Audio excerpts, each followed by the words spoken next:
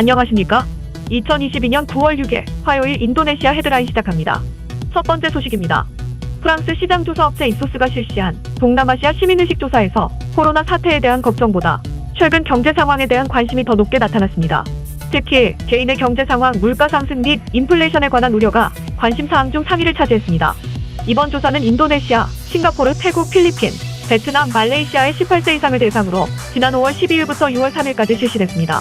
코로나19에 대해서는 6개국 전체 중 20%가 팬데믹이 걱정이라고 응답했지만 71%는 자국의 코로나 상황에 대해서는 걱정하지 않는다고 답했습니다. 향후 6개월간의 경제 전망에 대해서는 54%가 긍정적이라고 응답했으나 그 비율은 국가별로 차이가 났습니다.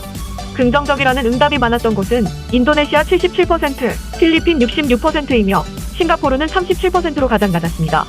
물가 상승에 영향을 받고 있는지에 대한 질문에는 받고 있다가 전체의 96%에 달했습니다.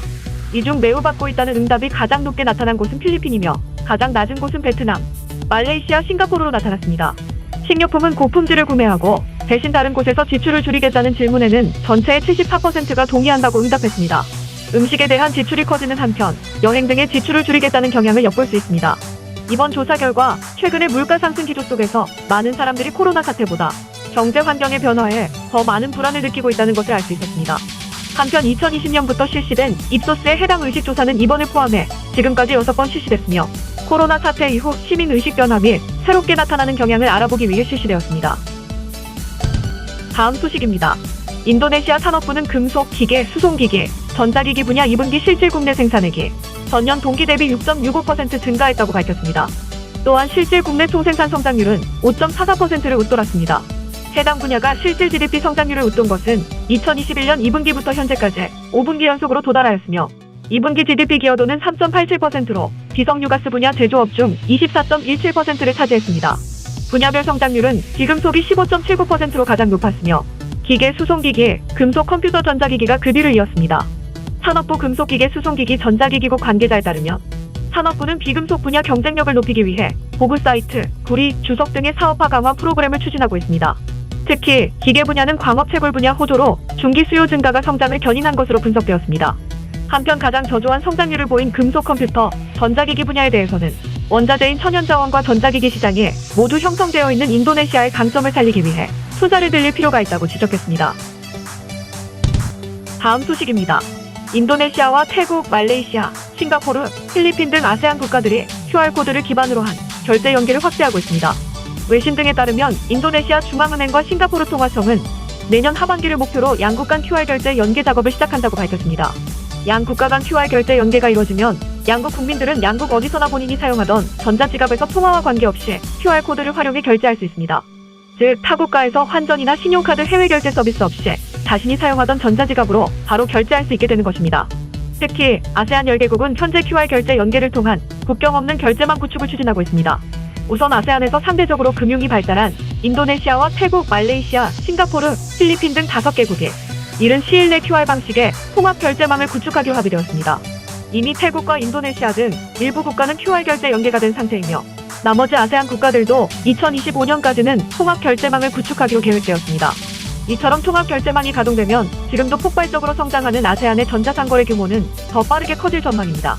구글과 싱가포르 국영투자회사 테마섹, 글로벌 컨설팅 회사 베인앤드컴퍼니가 공동으로 제작한 동남아시아 전자상거래 보고서에 따르면 2020년 기준 인도네시아와 태국, 말레이시아, 싱가포르, 필리핀, 베트남의 전자상거래 매출액은 1,040억 달러입니다. 보고서는 이들 국가의 전자상거래 규모가 연평균 두 자릿수 이상의 성장률을 기록해 2025년에는 3,090억 달러까지 늘어날 것으로 예상하고 있습니다. 특히 인도네시아는 2020년 440억 달러인 전자상거래 시장이 2025년에는 1,240억 달러까지 늘어날 것으로 전망됐습니다. 다음 소식입니다. 인도네시아 경제조정부는 지난 27일 올해 경제특구에 대한 투자 실현액이 총 84조 5천억 루피아에 달했으며 32,850명의 고용을 창출했다고 밝혔습니다. 아이르랑가 경제조정부 장관은 경제특구 활용에 관한 포럼에서 2분기 국내 총생산 성장률이 전년 동기 대비 5.44%로 높은 수준을 기록한 것은 해당 시기 국내 투자 실현액이 302조 루피아로 증가했기 때문이며 투자 확대에는 경제특구의 기여도가 매우 크다고 강조했습니다. 또한 고용창출법 2020년 제11호를 통한 투자 환경 개선으로 경제특구에 대한 투자 실현액이 증가하고 있으며 해당 법 시행 이후 미아오 제도주 바탐섬에 농사 디지털파크, 바탐섬의 항공기 정비 수리 분해 점검 거점, 바타메어로 테크닉, 서부 자바주 리드, 동부 자바주 그래시크 등 4곳의 경제특구의 투자 실현액은 1년간 29조 1천억 루피아에 달했으며 9,746명의 고용이 창출되었다고 밝혔습니다. 다음 소식입니다. 수협은 해양수산부와 함께 자카르타의 해외 10번째 국내 수산식품 무역지원센터를 설립하고 지난 2일 개소식을 개최했습니다. 지난 2018년 말레이시아 쿠알라룸푸르 센터를 설립했지만 이번에 이를 인도네시아로 이전하기로 했습니다. 세계 최대 할랄 시장인 인도네시아를 발판 삼아 우리 수산식품 수출을 이슬람 시장 전체로 확대한다는 전략입니다. 인도네시아 중앙은행의 할랄 산업 보고서에 따르면 할랄 소비 시장 규모는 1,840억 달러로 세계 최대 규모로 전 세계 할랄 시장의 11.3%를 차지하고 있습니다.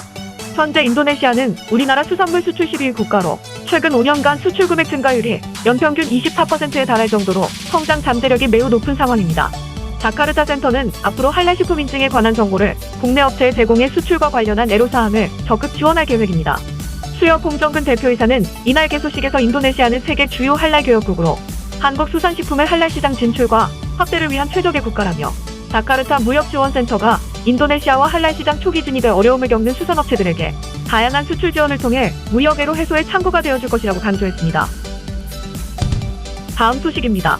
현대건설이 연루된 인도네시아 화력발전소 뇌물 스캔들 수사가 속도를 내고 있습니다.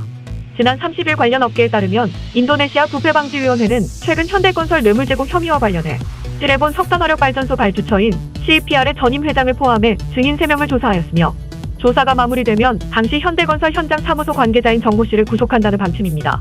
부패방지위원회는 현지 언론과 인터뷰에서 증인 조사 등을 통해 충분한 증거가 확보되면 현대건설 관계자를 소환할 것이라며 경찰과 공조해 수사를 계속해서 진행 중이라고 전했습니다. 현대건설은 지난 2015년 11월 사업비 7억 2,700만 달러 규모의 지레본 석탄화력발전소 공사를 수주하였으며 이 과정에서 현지 고위 공무원의 뇌물을 준 혐의를 받고 있습니다. 지레본 군수순자야 프로와지 사스트라는 지난 2019년 5월 매관 매직 혐의로 징역 5년형을 선고받았고 당시 조사 과정에서 현대건설로부터 6차례에 걸쳐 5억 5천만 원의 뇌물을 받았다고 진술했습니다. 다만 현대건설 측에서는 혐의를 전면 부인하고 있습니다. 다음 소식입니다. 인도네시아 코로나19 확진자가 총 636만 6,518명으로 늘어났으며 이 중 사망 15만 7,608명, 완치 616만 5,328명으로 집계되어 2.5%의 치사율을 보이고 있습니다. 인도네시아의 코로나19 1일 확진자 수는 3,500명 수준으로 감소세를 유지하고 있습니다. 지난 3일부터 해외에서 우리나라로 들어가는 모든 내 외국인은 코로나19 음성 확인서를 제출하지 않아도 됩니다. 정부는 3일 0시부터 항공이나 선박으로 국내에 들어오는 모든 내 외국인에 대해 백신 접종 이력이나 출발 국가와 관계없이 입국 전 코로나19 검사 의무를 중단합니다. 이전까지는 입국 전 48시간 이내 PCR 검사나 24시간 이내 신속 항원 검사 음성 확인서를 제출해야 했지만 비용 등 국민의 불편을 고려해 이같이 결정했습니다. 하지만 해외 유행 변이 감시 등을 위해 입국 1일 이내 받아야 하는 PCR 검사 의무는 유지됩니다. 한편 정부가 입국 전 코로나19 검사 의무 폐지 방침을 발표하면서 여행업계와 소비자들의 기대감이 한껏 부풀고 있습니다. 벌써부터 여행사의 문의 전화와 예약자가 크게 느는 등 여행 심리 회복 속도가 빨라지는 모습입니다. 여행사 참 좋은 여행은 정부가 입국 전 검사 의무 폐지 방침을 발표한 31일 하루 예약자가 2,234명으로 일주일 전에 견조 40% 늘었다고 밝혔습니다. 이는 패키지와 항공권 예약자를 모두 취합한 수치로 코로나 대유행 이전인 2019년 8월 28일 하루 예약자 수 2,200명을 뛰어넘은 수치라는 것이 회사 측의 설명입니다. 이런 분위기는 여행업계 전반에서 감지되고 있습니다. 여행업계 관계자들은 이번 조치로 당장 해외여행객 수가 폭증하지는 않겠지만 여행 심리 회복에는 큰 영향을 미칠 것으로 전망하고 있습니다. 특히 선정구주로 치솟은 항공권 가격을 안정화하고 소비자 부담을 낮추기 위해서는 국제선 항공편 증편이 필수적입니다. 현재 대한항공 기준 국제선 주당 항공편 수는 288회 정도로 코로나19 대유행 이전인 930회의 30% 수준에 불과하며 정부의 이번 조처로 항공사들의 발걸음도 빨라지고 있습니다. 인도네시아 중앙통계국은 주요 관문으로 입국한 외국인 방문자 수가 전년 동월 대비 65배 늘어난 47만 6,970명이라고 밝혔습니다. 코로나 사태 이후 최다 방문자 수를 기록한 전월을 크게 웃돌았습니다. 수카르노아타 국제공항으로 입국한 외국인은 11만 9,179명으로 전월보다 39% 증가했으며 발리섬의 우무라라이 국제공항 입국자는 전월보다 36% 증가했습니다. 특히 주요 관문 26곳 중 21곳으로 외국인이 입국하여 대부분이 다시 활성화가 되고 있습니다. 가장 많은 방문자 국가는 호주로 전월 대비 31% 증가한 약 8만 4,570명으로 전체 중 18%를 차지했습니다.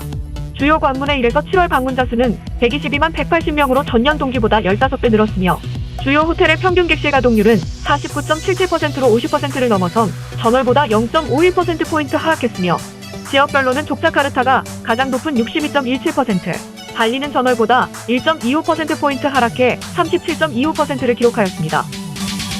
시청해주셔서 감사합니다. 다음 시간에 뵙겠습니다.